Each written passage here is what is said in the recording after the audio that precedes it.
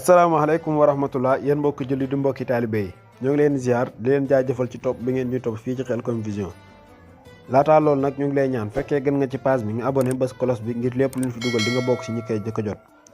kon ñu dikk ak yéen ci naafila ak weeru koor gi ñu ñëwaat ak yéen ci naafila ak guddi